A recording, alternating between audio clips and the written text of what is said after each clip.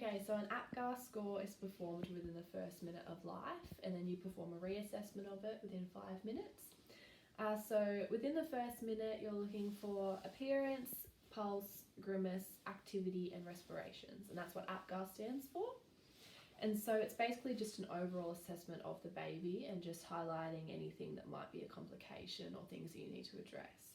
And so you're going to be awarding it either 0 points, 1 point, or 2 points, and 2 points is optimal.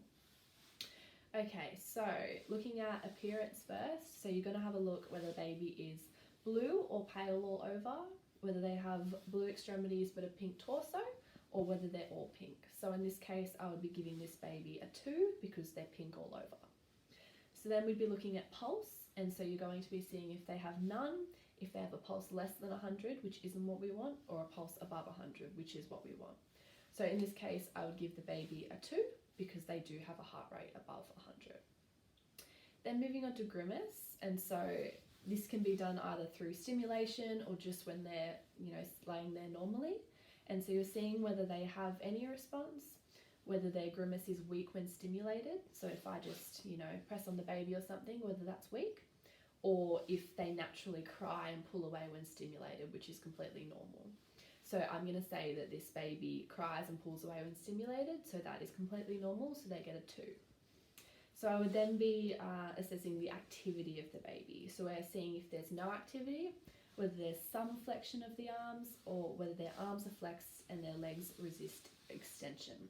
So that is completely normal for a baby because they just don't want to be like that. So I would give it a 2 as well.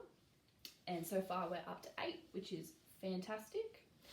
And then we're moving on to respirations. And so you're assessing whether you hear any, whether they're weak and irregular, or whether they're gasping, or whether they have a strong cry, which is optimal. So I'm going to say that this baby has a strong cry as well because this is a very healthy baby. And so in total, we're giving this baby a 10, which is perfect. So if you got a score of 0 to 3, that's very bad. That's when you really need to intervene.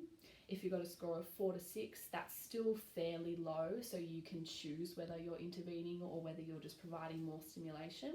And 7 to 10 is generally normal. So this baby is very normal and their Apgar assessment is very good, and we'll reassess that in 5 minutes.